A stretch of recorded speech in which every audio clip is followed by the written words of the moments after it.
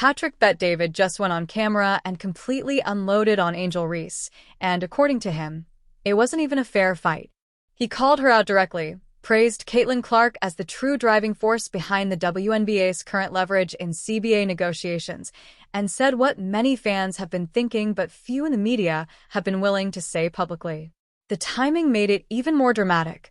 While Reese was on live television floating the idea of sitting out the 2026 season, Clark was stepping into her NBA on NBC analyst debut, projecting confidence that a deal would ultimately get done. The contrast couldn't have been sharper. One signaling confrontation, the other signaling composure and optimism. Now, the big question being debated everywhere is whether Reese is misreading the moment. What do you think? Reese says WNBA players could go on strike over salary and benefits. Career you choose, you should probably look at what the career earnings are of going into that field. What I'll also say is this: every single one of you WNBA players, you better pray that Caitlin Clark doesn't get injured, because she's keeping your league afloat. Here's where it really gets interesting. Patrick Bet-David isn't a beat reporter trying to maintain locker room access, and he's not a league insider walking a tightrope to protect credentials. He's a businessman who built his platform by saying exactly what he thinks, whether people like it or not. That's what makes this hit differently. When he went on camera and directly called out Angel Reese, it didn't sound like a carefully worded media take designed to avoid backlash. It sounded blunt, calculated, and intentional. And because he doesn't rely on the WNBA for access or approval, there was no hedging, no softening the edges. That's why his comments landed with more weight than the usual sports talk segment. It felt less like commentary and more like a verdict. I love watching her highlights of missing shots. She's got to be the worst shooter you've met in your life. But go, Rob, just go, give this feedback. Give this feedback here. Go for it. Season 2, I can't wait to work with you some more. The biggest advice I have for you is going to be how you shoot your layups, period. Layups? Bang! What do you mean? She's our double-double queen! Bang! What they say, if it's broke, don't fix it! Bang! Teaching Angel Reese to make a layup is like teaching an old dog a new trick. It ain't gonna work! Bang! Hey, welcome to McDonald's. What can I get you? Have the Angel Reese McBang! What did he actually say? He said every single WNBA player should be praying that Caitlin Clark doesn't get injured because, in his view, she's the one keeping the league afloat right now. Those were his exact words, not cleaned up, not toned down. He said it directly and unapologetically. Then he pointed to Angel Reese going on live TV and floating the idea of sitting out the 2026 season like it was some kind of power play. And that's when he flipped the narrative. He basically asked, "Who do you think gave you that power?" The implication was clear. The increased attention, the ratings spike, the leverage in CBA talks. He believes that momentum is tied to Clark's impact. So from his perspective, threatening to sit out while benefiting from that surge didn't look strategic. It looked disconnected. Has been vocal about her low WNBA salary, revealing her $74,000 a year salary doesn't cover rent, stating on Instagram Live, "I just hope you know that the WNBA doesn't pay my bills at all. I don't even think they pay one of my bills." Reese's financial struggles stem from WNBA salary not matching her past earnings, as her NIL valuation at LSU was $1.8 million, bolstered by deals with Reebok, PlayStation, McDonald's, and Coach, while a 4-year rookie deal was $324,000 with $74,000 due next season. I just hope y'all know the WNBA don't pay my bills at all. I don't even think that pays one of my bills. Let me do the math real quick. It might cover that. Yeah, it covers that. It definitely covers that. What is I don't even know my salary. And that's what made Reese's live stream moment so striking. She was on camera, calm and confident, talking about sitting out 2026 like it was a bargaining chip she personally earned, like she had built the table everyone is now sitting at. The tone suggested leverage, as if her absence alone would shake the foundation of the league. But critics, including Bet-David, see it differently. They argue she didn't create the surge that suddenly made sitting out feel powerful. The record-breaking attendance, the spike in TV ratings, the new sponsorship money flowing in, they believe that momentum has largely been driven by Caitlin Clark's arrival and the national attention that followed. From that perspective, Reese speaking as if she generated the leverage comes off less like strategy and more like misreading where the current wave of relev. This is the greatest Angel Reese layup you'll ever see. Here we go with the dump up, ba-da-dum-bum-bum. I'm loving it. Burn! Oh, she getting jiggy with it. Look at that. Crisscross, zigging-zagging through the lane. Giddy up. Yeehaw! Burn! Now, I heard she's ambidextrous. That makes sense, because she's equally doggy-doo-doo with the right and left-handed layup. Burn! Professional basketball player needing to work on her layups is like a fish needing to learn how to breathe underwater. It doesn't make sense! Reese's Puffs! Burn! Picture the contrast. The WNBA is in the middle of the most significant labor negotiations in its history. Real money is finally being discussed. Networks are invested. Corporate sponsors are watching closely. The spotlight is brighter than it's ever been, and in the middle of all that, Caitlin Clark is sitting at the NBA on NBC analyst desk, composed and unbothered, speaking with quiet confidence about the future of the league. She tells the country, "I feel very confident that we're going to get something done. We're in this moment because of the product we put on the floor." That's it. No ultimatums. No public pressure campaign. No dramatic threats about sitting out seasons. Just a steady message. Trust the product, trust the momentum, trust the process. That contrast is what is people talking. On one side, you have live stream warnings and talk of leverage. On the other, you have calm reassurance during a national broadcast. Same negotiation, completely different tone. And that difference in approach is fueling the debate about leadership, influence, and who truly understands the moment the league is in right now. WNBA and what's her name? Angel Reese. Do it. I fully support your right to strike. So other sports have done it. So other major sports have done it. Here's a quick list for you, PBD. I put this together. Biggest sports strikes in history. 1994, the MLB strike. It was the first time that the World Series was canceled. I remember. You remember that? In 1998, the NBA went on strike. They canceled the All-Star game for the first time. The NFL has gone on strike multiple times. 1982, 1987, 2011. Here's the catch when you're going to go on strike. In 1994, MLB, NBA, NFL, what's the number one revenue sport in America? What do you think it is? The NFL. How much do you think they make? $17 billion. The NBA, a little over $11 billion. The MLB, also $11 billion. The NHL, $7 billion. Meanwhile, Reese is on a live stream casually talking about sitting out, and that's where the contrast becomes impossible to ignore. Patrick Bet-David's core point was blunt and simple. You don't get to threaten to sit out a season you didn't build. That framing landed hard because it echoed what a lot of fans were already thinking but hadn't heard articulated so directly. To them, the current surge in attention, revenue, and bargaining power didn't materialize out of thin air. It came from a product that suddenly drew mainstream eyes. So when Reese floated the idea of withholding her presence as leverage, critics saw it less as strength and more as overreach. And judging by the reaction, the comments under the video, the viral clips, the quote tweets, there wasn't much resistance. The response wasn't defensive. It was loud agreement.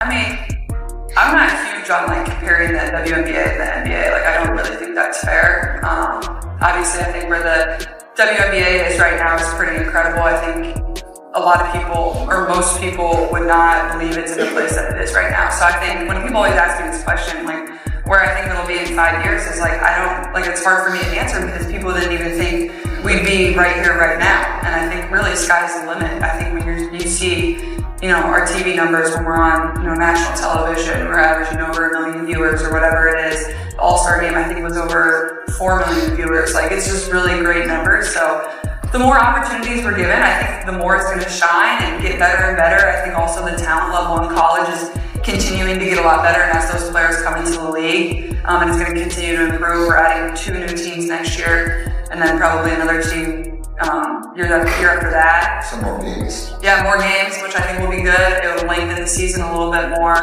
Clark's NBC debut wasn't just solid television, it was a business signal. Sitting at a national analyst desk, composed and articulate, she didn't just look like a player doing a guest spot. She looked like someone who can move seamlessly across platforms, audiences, and rooms of power. That's what sponsors and network executives notice. It wasn't about highlights. It was about presence, about polish, about market gravity. That's what marketability actually looks like at the highest level. In contrast, Reese's live stream moment projected something very different to the business side of sports. Fair or not, when the public conversation centers on sitting out rather than showing up, executives hear risk. They hear uncertainty. They hear leverage being tested publicly instead of negotiated privately. And in high-stakes labor talks, optics matter almost as much as numbers. But David also leaned into the jealousy narrative, and that's where things get even more charged. His argument was that veterans in the league spent 2 seasons pushing back against Clark's meteoric rise, physically, rhetorically, competitively, while she was drawing unprecedented attention to the product.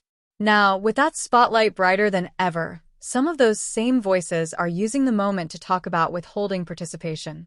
To many fans, that irony isn't subtle. They see a player who absorbed pressure while expanding the league's visibility, contrasted with others now leveraging that expanded visibility in negotiations. Whether that framing is entirely fair is up for debate. But one thing is clear. Fans are connecting those dots on their own. And once that perception takes hold, it's hard to walk it back. Look, let's be honest, we can sugarcoat it all you want, but if you don't have Caitlin Clark playing women's basketball, or if you're not the NCAA tournament playing women's basketball, you got nothing. Zero, zip, nothing. Online, the reaction felt less divided than usual. A lot of fans expressed frustration, not just at one comment or one live stream, but at what they see as a pattern. From their perspective, Caitlin Clark helped accelerate the league's visibility in a way that translated into rating spikes, packed arenas, and larger sponsorship conversations. So when other players publicly talk about sitting out, some fans interpret it as claiming leverage they believe was generated largely by Clark's impact. That's where the emotional edge in the conversation comes from. To those supporters, threatening a walkout doesn't look like leadership. It looks like stepping into momentum that was already in motion and asserting ownership over it. Fair or not, that's the perception driving much of the online commentary. At the same time, it's worth acknowledging that labor negotiations are rarely about one individual. Collective bargaining power is built over years of effort from many players, veterans who fought for better conditions long before the current spotlight intensified, rookies who bring new attention, and everyone in between. Fans may credit Clark for accelerating growth, while others argue that today's leverage is layered on decades of groundwork. The tension you're describing isn't just about personalities.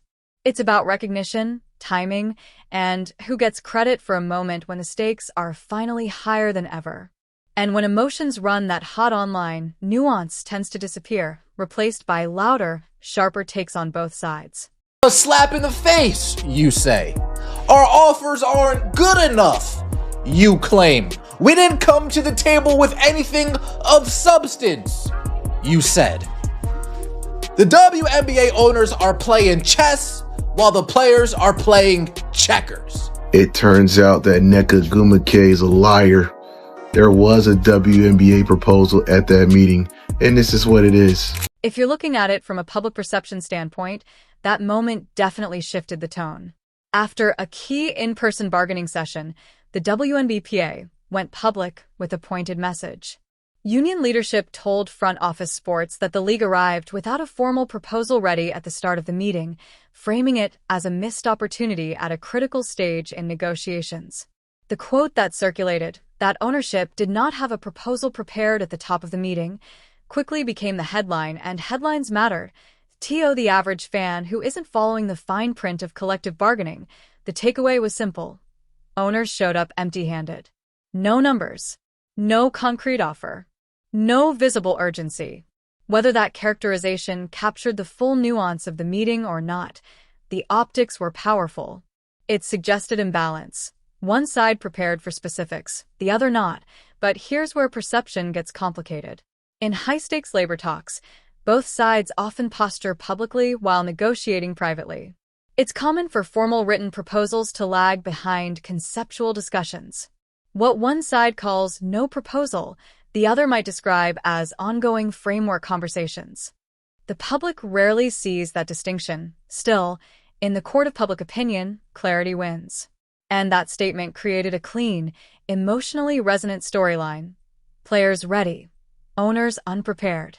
Once that narrative hit social media, it spread fast, and in negotiations, momentum in public opinion can matter almost as much as momentum at the table. The actual numbers came out. The league had proposed a salary cap of around $5 million in year one, with individual max salaries climbing toward $1.3 million, and potentially higher over the life of the deal.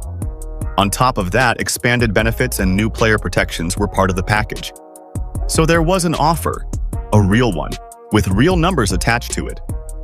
The union told the public there was nothing on the table when there was very clearly something on the table. That's not spin. That's not a negotiating tactic. That's just lying to the fans who were ready to go to bat for you. So in 2031, the max salary could be up to $2.4 million. If that's not growth of the league, then I must be a ding-dong. No, that is great. Going from little bitty $250,000 max to $2.4 million within 5 years is great. Okay, then the average salary will be $1 million. That's pretty damn good. That's just the base salary. Okay, that's not the incentives, whatever. And that's why it moved so quickly. The framing worked because it clicked into an existing belief some fans already had, that ownership drags its feet, that players aren't taken seriously enough, that progress only happens when pressure is applied publicly. When the union's statement hit, it didn't have to convince people from scratch. It confirmed a suspicion that was already there. That's how narratives take off. They don't need to be complicated. They need to be clear. Owner showed up without a proposal is simple. It's visual. It's easy to repeat. And once it's repeated enough, it hardens into accepted truth in the public arena. Whether that snapshot fully represented what was happening inside the room is another discussion entirely.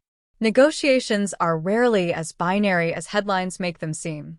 But in the digital age, perception often outruns nuance.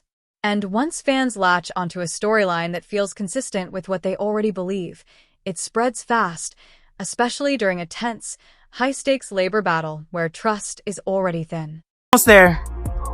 2 gates to go. This is what digging deep looks like.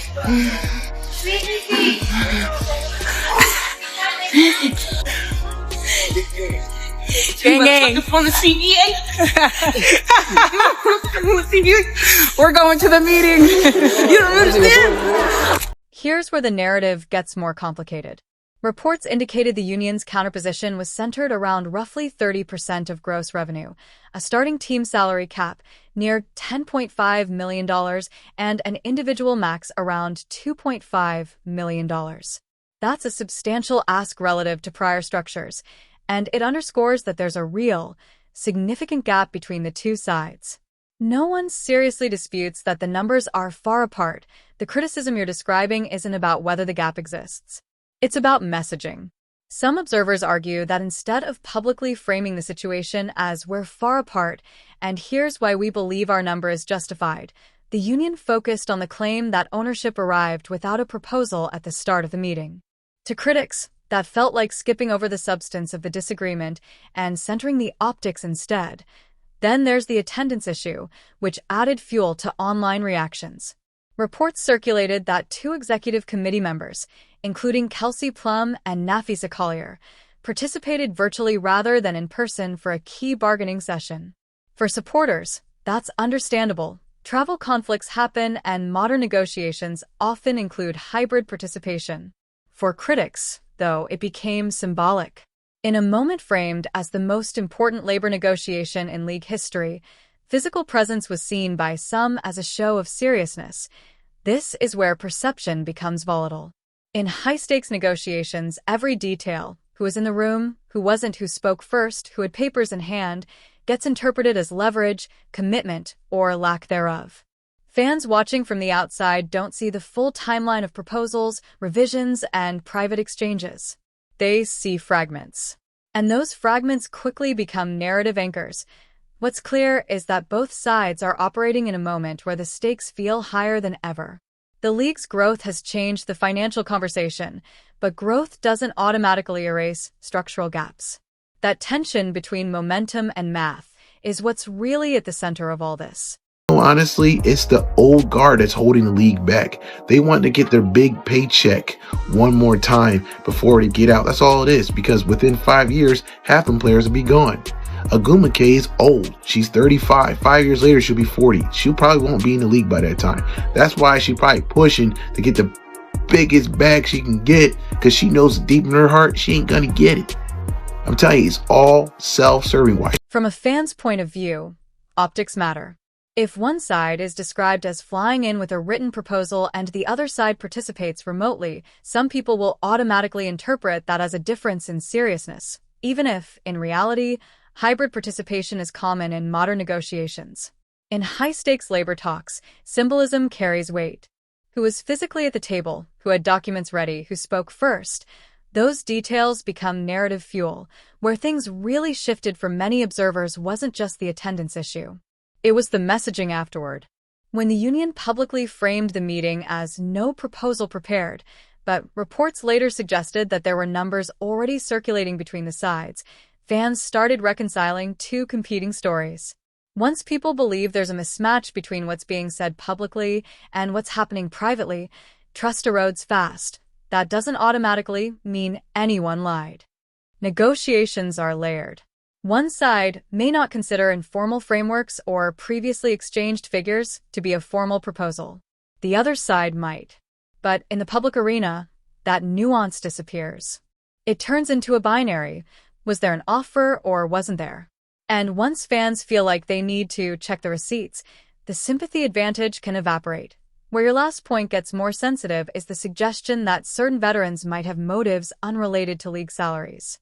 That's a serious claim. Labor negotiations are usually about compensation structures, revenue sharing, benefits, working conditions, and long-term league growth. Speculating about hidden motives without clear evidence can quickly move from critique into assumption.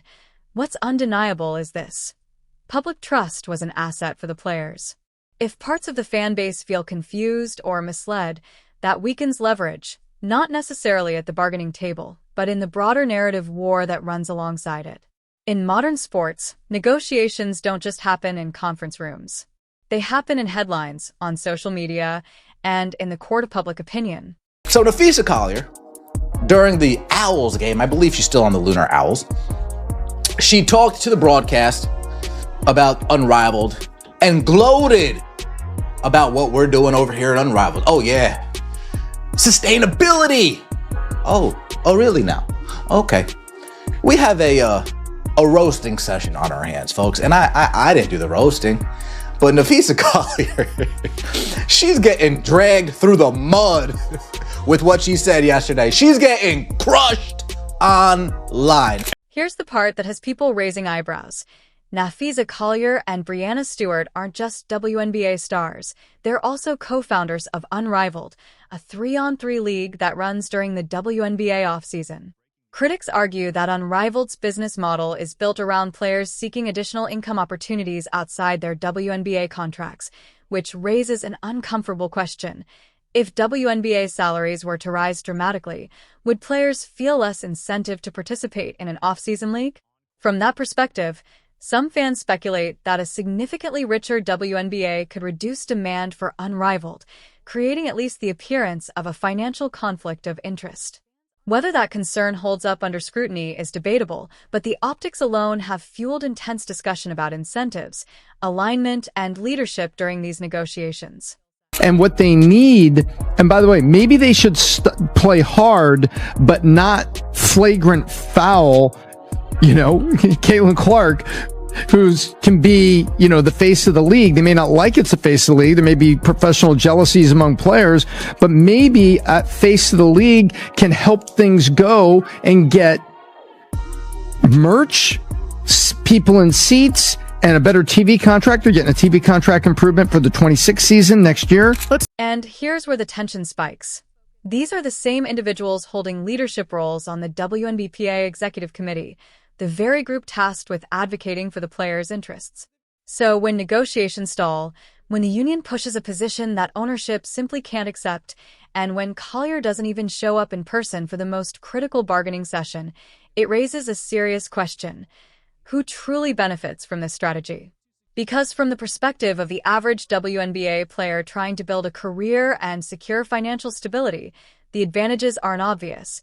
And in fact, the optics suggest the people making the calls may have incentives that don't fully align with the broader player base. Number that came up, which is their argument, which you have to kind of defend the argument that they're making. WNBA's attendance had a record-breaking high in 20 years with a total of 2.3 million fans attending games. The viewership is higher and they're asking for the money. And if the contract on the back end, the revenue, NBA gets 50+% to players, they do 9.3. There's an argument for it to be played. But you're right. If Caitlin Clark gets injured, it's over. Let's dive into what some are calling the 2 seasons of Clark erasure, because it ties directly into the current tension. From the moment Caitlin Clark entered the league, the veteran culture often treated her like an inconvenience rather than a rising star. She faced physical play that frequently crossed clear lines, along with constant demands that she earn respect, as if breaking college scoring records and selling out arenas on her first road trips weren't proof enough. On top of that, some veterans criticized her growing fan base, the actual paying customers, for not being well-versed in WNBA history, essentially questioning the legitimacy of the support that Clark had helped generate. It was a combination of on-court pressure and off-court scrutiny that made those first 2 seasons uniquely challenging, and it set the stage for the current debates about influence, recognition, and who truly drives the league's momentum. Reese was from 2024 to 2023 in attendance in a year, 48%. That's massive for them. So that's the argument they're making. That's the Caitlin Clark effect. Phenomenon, yeah. Then, and when it comes down to merch from 23 to 24, they're up 601%. Then when it comes down to being broadcasted on ESPN, they average 1.2 million viewers per game, 170% increase. That point really deserves a pause. Before Caitlin Clark arrived, the WNBA was averaging roughly 6,000 fans per game, a modest number for a professional league. Then Clark arrived, and suddenly new audiences poured in. They bought tickets, tuned in on TV, followed the league on social media, and generated energy that hadn't been there before. And some veterans, instead of welcoming that influx, responded by policing those fans, telling them they didn't belong, that they hadn't paid their dues, or that their enthusiasm somehow wasn't valid. From a fan's perspective, that approach doesn't just feel tone-deaf. It undermines the growth these newcomers helped create.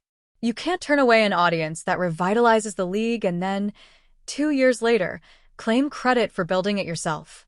Cunningham said in a podcast previously, she sees the conflict of interest between Nafisa Collier, Breanna Stewart, and the WNBA. She sees the conflict of interest. So what are you doing to circumvent that conflict and actually get some of the real facts, some of the real truths that could be taking place? The league's growth since Caitlin Clark arrived is undeniable. Attendance spiked across multiple markets. Fever games became must-watch television. Sponsors leaned in, and media coverage expanded far beyond traditional audiences. That momentum, largely driven by her performance and star power, has created unprecedented leverage for players. Yet some veterans on the union's executive committee are using that very leverage to push public threats like a potential walkout, while restricting direct communication with team owners in a move that looks more like a siege than negotiation. Meanwhile, rank-and-file players such as Sophie Cunningham, Lexi Hall, Aaliyah Boston, and Kelsey Mitchell are the ones absorbing the most risk, as their careers and paychecks hang in the balance, raising questions about whether leadership strategy is truly aligned with the long-term interests of the majority of players. The growth of the league has been so much. I mean, can you just help us to understand the transition this league is going on right now? I mean, it's incredible. And I remember my first WNBA game when I was a young girl. I went to the Minnesota Lynx when they had their dynasty with Maya Moore, and they were playing the Seattle Storm. And now basically any arena you go to, it's sold out. We're adding 2 teams. We're up to 14 now, and then hopefully getting to 18 in the next couple years. So, business is booming, and that's a really good thing. And we kind of just got to keep meeting the moment. The talent's getting better and better. You see it at the college level coming into the professional game too. So I feel very fortunate, and hopefully have a long career ahead of me as well. The contrast couldn't be sharper. Players like Sophie Cunningham, Lexi Hall, Aaliyah Boston, and Kelsey Mitchell aren't political operators. They just want to compete and play basketball. Yet right now, decisions being made by union leadership directly impact their careers and paychecks, often without clear alignment to their interests. Meanwhile, Caitlin Clark's NBA on NBC debut highlighted exactly what leadership and poise look like under pressure. She walked into the analyst's desk with full confidence, no nerves, no political messaging, and no threats about work stoppages. She analyzed basketball crisply, addressed the CBA question with calm assurance, and left the audience with one clear takeaway. She trusts the process and believes a deal will get done. Clean, simple, and effective. Different type of buzz, and obviously when LeBron comes to town, it's probably really different, but you know, Knicks fans are crazy and I love it. I love people that are passionate about basketball, so it's pretty incredible. Yeah, you kind of know them inside and out a little bit, Reggie. You've stolen their souls and their hearts with the Knicks fans. You see it? You see how he's kind of like smug? But listen, first of all, there's a new shooter from Indiana. See, I'm the third best shooter in the state of Indiana now. It goes Caitlin, Tyrese, and now myself. We'll have to get Tyrese's opinion on that. I'm not sure. Let's picture it from the outside. The union is banning direct contact between players and owners. Public statements from the WNBA don't match the actual numbers, and the entire negotiation process looks chaotic. Amid all that noise, Caitlin Clark steps onto one of the biggest sports platforms in the country and delivers a message that's calm, clear, and unselfish. She wants to play, she expects to play, and she's focused on the game, not creating a moment for herself. That single NBC segment did more for the league's image than months of union press releases, because Clark wasn't just optimistic, she was sending a direct signal to sponsors and network executives that the product they invested in is intact, thriving, and worth continued support.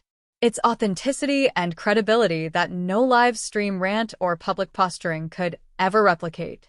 Appreciate you just joining us on Basketball Night in America. Appreciate it. Yeah, you now gonna I come get back? to enjoy this. I mean, what's better, MSG Sunday night? You can put your slippers LeBron back on James, if you let's want. go. Let's go. Come on. Play too. Hey, guess what? Hey, I get Caitlin's gonna come back. Mello. She's not gonna put the mic down forever. March 29th, she's back with us in OKC, but now she gets to go and enjoy the Knicks games, and we're happy for her.